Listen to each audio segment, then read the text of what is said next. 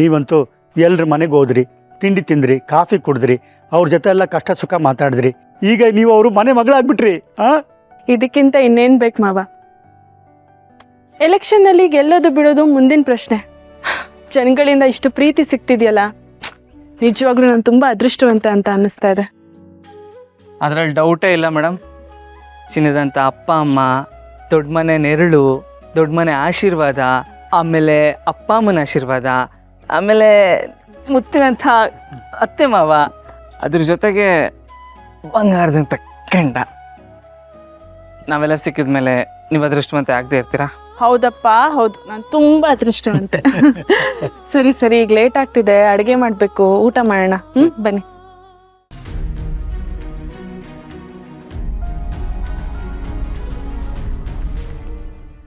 ಇದೇನಪ್ಪ ಏನೋ ಇಲ್ಲಿಗೆ ಬಂದಿದ್ದಾನೆ? ಇದು ಯಾವುದೋ ಹೊಸ ಕುತಂತ್ರನೇ ಏನೋ. ಆ ವಿಜಯಾಂಬಿಕಾ ಬಲೆ ಹೆಣೆದು ಇವನ ಕೈಲಿ ಕೊಟ್ಟು ಕಳಿಸಿರೋ ಥರ ಕಾಣಿಸ್ತಾ ಇದೆ.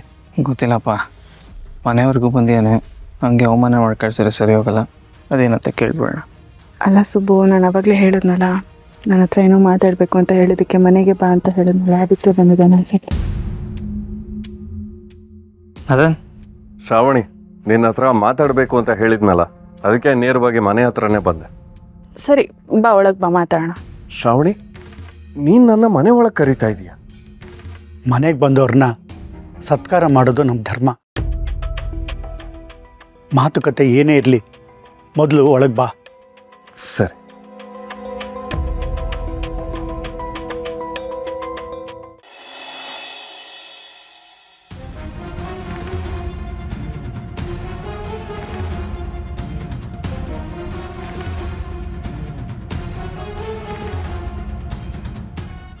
ಅಯ್ಯೋ ದೇವ್ರೆ, ಎಲೆಕ್ಷನ್ನು, ಓಡಾಟ, ಹೋರಾಟ ಅಂತ ಈ ವಿಲನನ್ನೇ ಮನೆಗೆ ಕರ್ಕೊಂಡು ಬಂದುಬಿಟ್ಟಿದಾರಲ್ಲಪ್ಪ.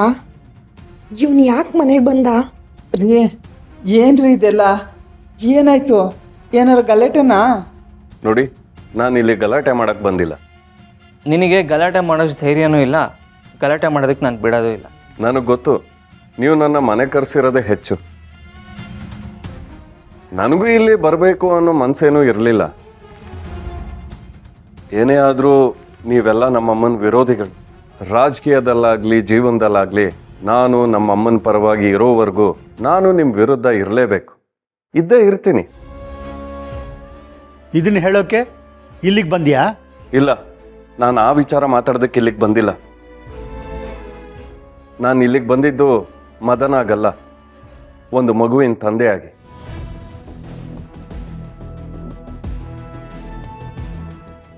ಸಾವಿತ್ರಿ ಹೇಗಿದ್ದಾಳೆ?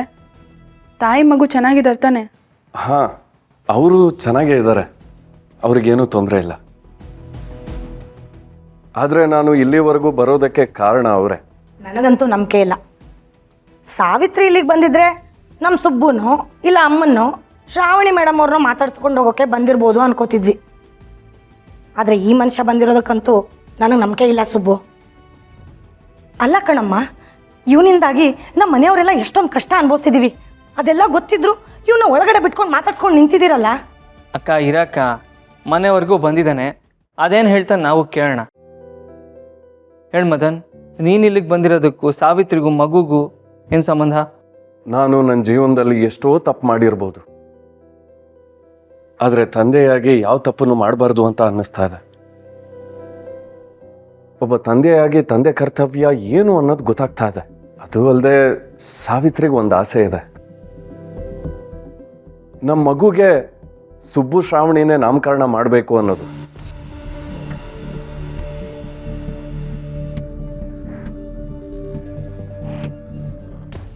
ನಿಮ್ಮಿಂದ ನನಗೆ ಇದೊಂದು ಸಹಾಯ ಆಗಲೇಬೇಕು.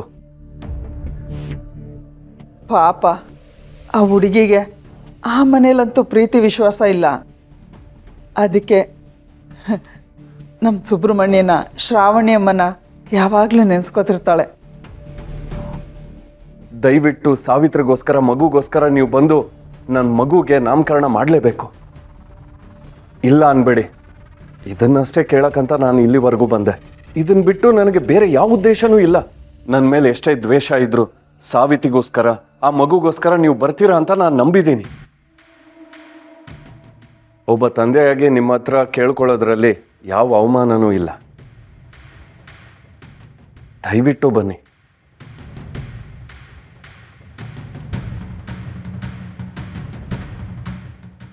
ಸರಿ, ನಾನಿನ್ನು ಬರ್ತೀನಿ.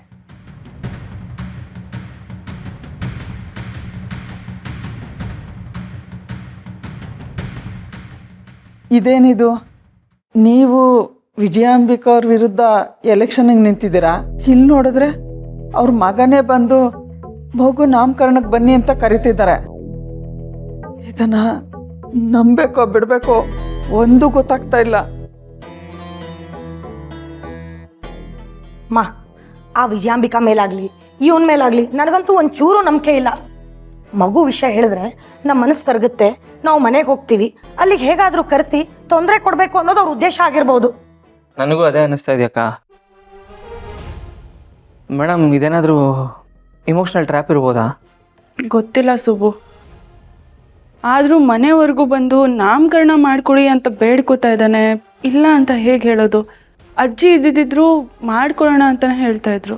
ಹೌದು ಶ್ರಾವಣಿಯಮ್ಮ, ಸಾಲಿಗ್ರಾಮನ ಮನೆತನ ಇಂಥ ಕಾರ್ಯಗಳಿಗೆ ಯಾವತ್ತೂ ಮುಂದೆ ಇರುತ್ತೆ. ಬಾಗಿಲಿಗೆ ಬಂದು ಬೇಡ್ಕೊಳ್ಳೋರನ್ನ ಬರಿಗೈಯಲ್ಲಿ ಕಳಿಸಿದ್ದೇ ಇಲ್ಲ. ಅದು ಅಲ್ಲದೆ ಬಾಣತಿ ಆಸೆ ಪಟ್ಟಿದ್ದಾಳೆ.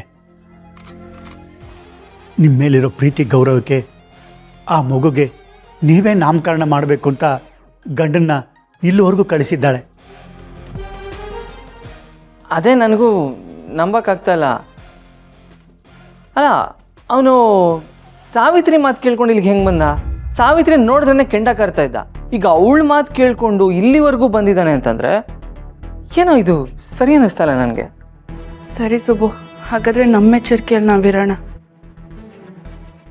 ಶ್ರಾವಣಿಯಮ್ಮವ್ರೆ, ಅವನು ಎಷ್ಟೇ ಅನುಕಂಪದಿಂದ ಮಾತಾಡಿರ್ಬೋದು, ಇಲ್ಲಿವರೆಗೂ ಅಡ್ಡದಾರಿ ಹಿಡ್ದವನು ಇವತ್ತು ಅವನು ಅನುಕಂಪ ತೋರಿಸ್ತಾ ಇದ್ದಾನೆಂದರೆ ನಂಬೋದಕ್ಕೆ ಸ್ವಲ್ಪ ಕಷ್ಟನೇ.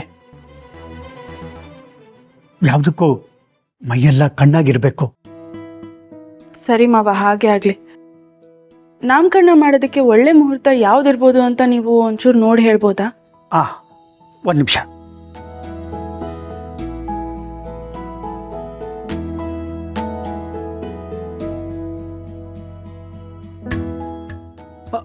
ನಾಳೆನೇ ಒಳ್ಳೆ ಮುಹೂರ್ತ ಇದೆ ಶ್ರಾವಣಿಮ್ಮ.